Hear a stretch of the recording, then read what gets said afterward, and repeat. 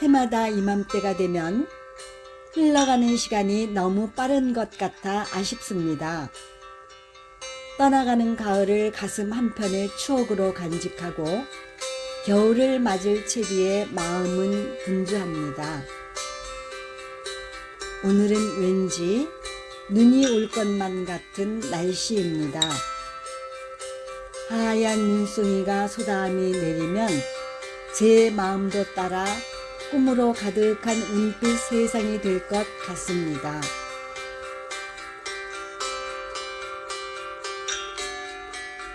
안녕하세요. 김포 북돋움을 진행하고 있는 이진숙입니다. 여러분은 지금 김포시 늘봄 라디오와 함께하고 계신데요. 본 방송은 신앙송과 함께 책과 관련된 이야기를 하는 시간입니다.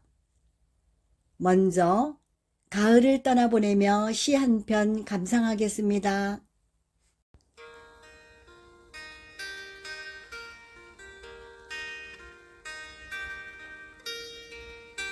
가을엔 누구와 차 한 잔의 그리움을 마시고 싶다. 이채.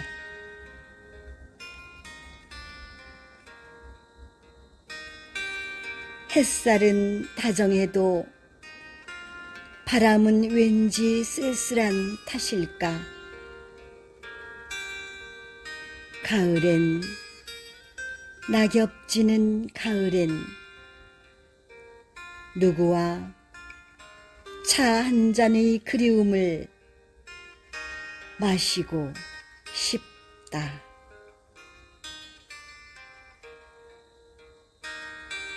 가을 바람처럼 만나 스산한 이 계절을 걷다가 돌계단이 예쁜 한적한 찻집에서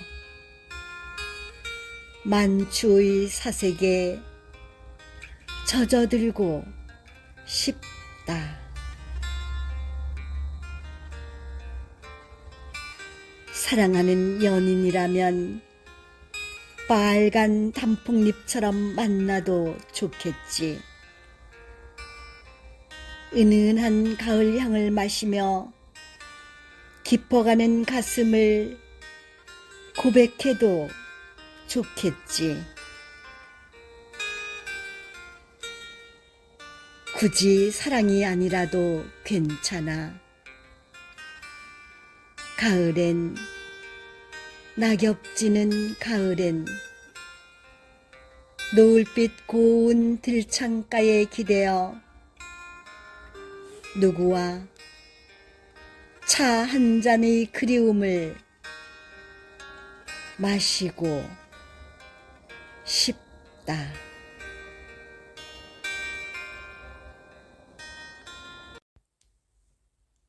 시인은 돌계단이 예쁜 한적한 찻집에서 만추의 사색에 젖어들고 싶다고 했네요. 깊어가는 이 가을에 돌계단이 예쁜 찻집에서 누구와 마주하고 차 한 잔의 그리움을 마시면 얼마나 좋을까요? 오늘은 정재찬님의 공대생의 가슴을 울린 시강의 시를 잊은 그대에게 중 한 편을 소개하려고 합니다. 정재찬님은 서울대학교 및 동대학원을 졸업했으며 현재 한양대학교 국어교육과 교수로 재직 중입니다. 매 강의마다 한양대학교 학생들의 기립박수를 받으며 최우수 교양과목으로 선정된 시 읽기 강의는 그렇게 탄생됐고요. 그는 학생들에게 시의 아름다움을 오롯이 들려주고 싶다고 했습니다. 별이 빛나던 밤에 어릴 적 내 기억 속 별에 관한 노래는 두 가지다. 하나는 프랑스 지방의 민요인 반짝반짝 작은 별이고 다른 하나는 방정환 선생의 형제별이다. 하늘의 별을 바라보며 노래하고 춤춘 그 시절, 그러니 어린 시절 내 영혼의 불꽃은 별빛이었으리라. 하지만 별이 꼭 밝기만 한 건 아님을 가르쳐 준 것 또한 어릴 적의 노래였다. 기본적으로 형제별 시의 발상은 별자리 신화와 다를 바 없다. 다만 그 사연이 서사적으로 잘 드러나지 않은 채 분위기만 함축되어 있을 뿐이다. 날 저무는 하늘에 별이 삼형제 반짝반짝 정답게 지내이더니 웬일인지 별 하나 보이지 않고 남은 별이 둘이서 눈물 흘린다.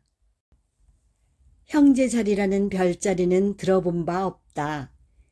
그리스 신화는 물론 견우와 직녀를 비롯해 별과 관련된 모든 이야기는 어차피 임의의 별 사이에 인간이 억지로 관계를 구성한 것일 뿐이니까 아마도 이 시의 화자 역시 날 저무는 하늘을 바라보다 나란히 붙어 반짝거리는 초저녁별 세계를 보고 형제별이라 이름하였을 것이다.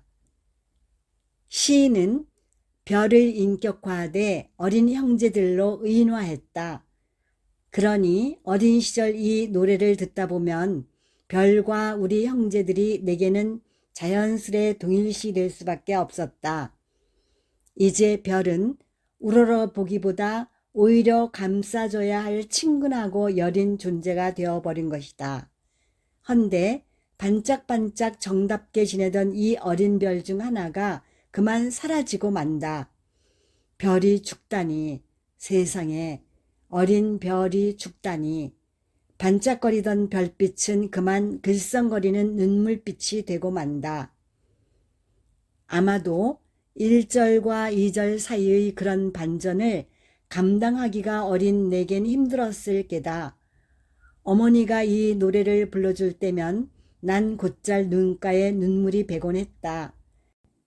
형한테 잘해줘야겠다는 결심마저 할 정도였으니. 다만 지금 다시 생각해보니 어릴 적 난 단 한 번도 내가 먼저 사라지는 별 신세가 되리라고는 상상하지 않았던 듯하다. 그건 지금도 형한테 미안하다. 이처럼 별은 밝고 기쁘기도 하며 슬프고 가슴 아프기도 하다. 왜일까? 별은 멀기 때문이다. 그런데 그렇게 먼 데서 또 빛이 나기 때문이다. 그리하여 그 절대적 거리가 때로는 소망과 환희를 낳기도 하며 또 그만큼 절망과 허물을 낳기도 하는 것이다. 별이 멀지 않거나 멀더라도 빛이 없었으면 이런 일이 없을 터. 별에 관한 모든 몽상은 이러한 별의 아이러니한 속성에서 벗어나지 않는다. 문자를 배운 다음 우리가 만난 별에는 또 어떤 것이 있었나. 어린 왕자의 소행성 B612도 있고 황순원의 별도 있고 모르긴 몰라도 별을 다 만나보았을 것이다. 이병기의 시조에 이수인이 곡을 붙인 별도 꽤 많이 불렀을 것이다. 그 중에서도 우리가 잊지 못하는 별 중 하나는 오랫동안 중고등학교 교과서에 실리기도 했던 바로 알퐁스 도데의 별이 아닐까 싶다. 순수하고 아름다운 소설이다. 하지만 도무지 이 소설엔 소설이라 할 만한 사건이 보이질 않는다. 산속에서 두 남녀가 별을 쳐다보다가 아무 일 없이 잠드는 일 빼곤 별 볼 일이 없지 않은가. 이런 의심이 들 땐 빨리 생각을 바꿔야 한다. 사건 없어 보이는 것이야말로 사건이구나 하고 말이다. 그렇다. 남녀가 아무도 없는 산속에서 밤을 지새우는데 별 사건이 없었다는 것, 그것이야말로 소설을 이루는 사건인 것이다. 알퐁스 도데가 이 소설을 쓸 무렵 프랑스 사회는 성적으로 문란했다고 한다. 아마도 이 소설을 처음 접하는 당시의 독자들은 야릇한 성적 호기심으로 이 소설의 전개 과정에 빠져들었을지 모른다. 아닌 게 아니라 그런 식으로 보니 우리 눈에도 이 소설의 등장인물과 배경이 심상치 않다. 우리는 곧잘 이 목동을 매우 순진한 소년 취급하곤 하지만 이 목동은 사실 20살이나 먹은, 그것도 산속에서 외로이 지내는 피 끓는 청년이다. 주제넘게도 감히 그는 주인집 따님을 사모한다. 어느 날 뜻밖에도 그녀가 일꾼들을 대신해 목동의 양식을 갖고 산으로 찾아왔다가 빈 바구니만 들고 산을 내려간다. 그런데 그녀가 온통 물에 젖은 채로 돌아와 밤을 맞이하게 되는 사건이 벌어진다. 그토록 흠모하던 소녀가 물에 젖은 채로 다시 눈앞에 나타났을 때 목동의 심장은 어떠했을까? 고혹적인 모멘트란 이런 걸 두고 말하는 게 아닐런가. 여하튼 아무도 없는 산속에 젊은 두 남녀만이 남게 되고 기어이 밤이 오고 만다.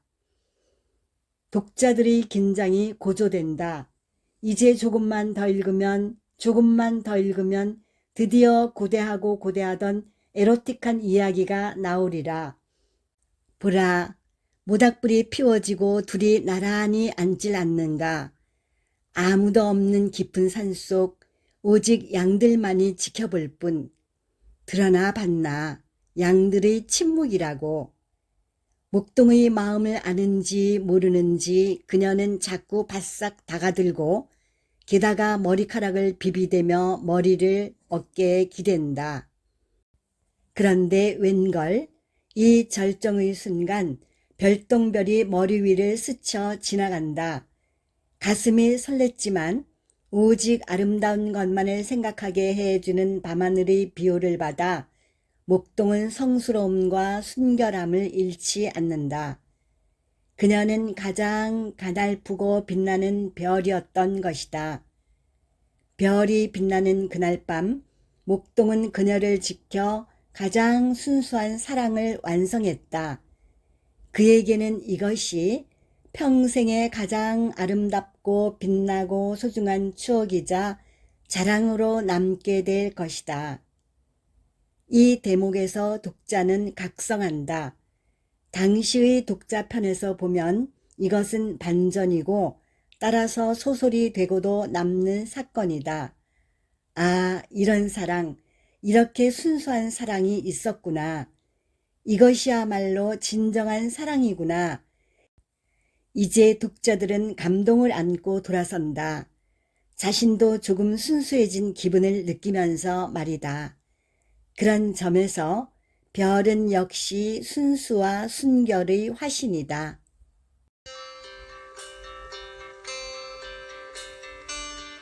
오늘은 정재찬 교수의 시를 잊은 그대에게를 읽고 별에 대한 이야기를 소개해 보았습니다.